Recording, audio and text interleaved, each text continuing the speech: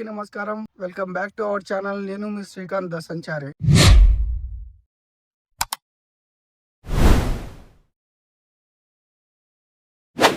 ఈ రోజు మనం శ్రీ శ్రీ శ్రీ సాలమైసమ్మ టెంపుల్ కి అయితే వెళ్తున్నాం. ఎందుకంటే మా ఫ్రెండ్స్ అయితే వెళ్తున్నారు, నన్ను కూడా ఇన్వైట్ చేశారు. మనకు కంటెంట్ కూడా వస్తుందని చెప్పి నేను కూడా బయలుదేరుతున్నా. అండ్ ఇక్కడ నుంచి 43 కిలోమీటర్స్ అయితే చూపిస్తుంది. ఎలా వెళ్ళాలి ఏంటి అనేది నేను వీడియోలో పూర్తి డీటెయిల్స్ అయితే ఇస్తున్నాను. టైగర్ కి చికెన్ అయితే పెట్టాను, తింటున్నాడు.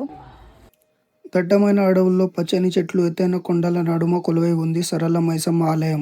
భక్తులు కోరిన కోరికలు తీర్చే కొంగు బంగారం చేసే ఈ ఆలయానికి వందల ఏళ్ల చరిత్ర ఉంది. ఈ ఆలయం యాదాద్రి జిల్లా చౌటుప్పల్ మండలం అల్లాపూర్ గ్రామంలో ఉంది. చూస్తున్నారు కదా, ఇదే చౌరస్తా ఇబ్రాహీంపట్నంది. ఇప్పుడు మనం బస్ వెళ్తుంది కదా, అటు లెఫ్ట్ వెళ్ళాలి. స్ట్రేట్ ఒకటే ఎటు తీసుకొని వెళ్ళిపోవచ్చు. అండ్ మ్యాప్ లో కూడా చూపిస్తుంది సారళ మైసమ్మ టెంపుల్ అని కొడితే. మనం ఇక్కడ నుంచి స్టార్ట్ అవుదాం.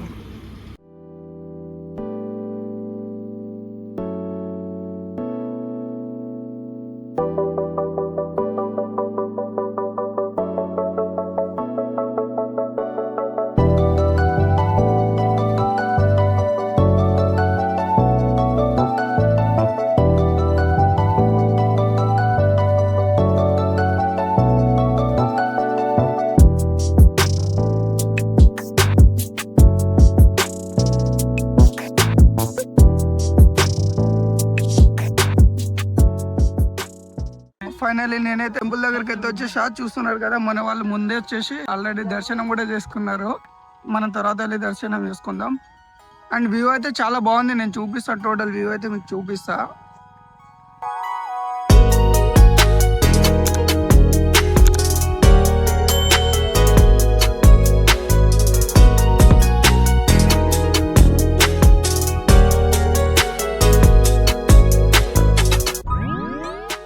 పూర్వం రాచకొండ రాజ్యాన్ని మహాపద్మనాయక వంశస్థులు పరిపాలిస్తున్న కాలంలో అమ్మవారు స్వయంభుగా వెలిసినట్టుగా చారిత్రక ఆధారాలు ఉన్నాయి.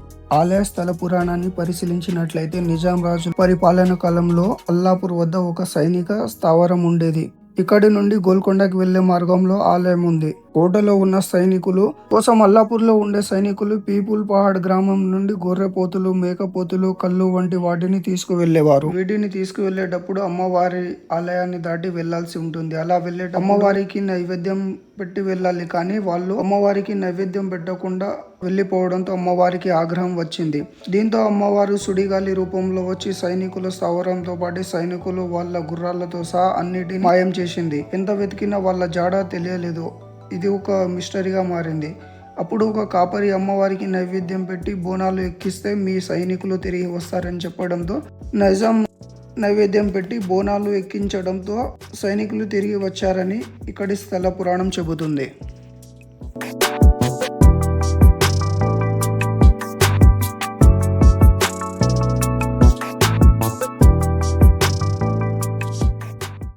కదా మన వాళ్ళు, బ్రదర్ పేరు వికాస్, దినేష్, సిద్ధు, సిద్ధార్థ అండ్ మనోడు అక్కడ ఉండు.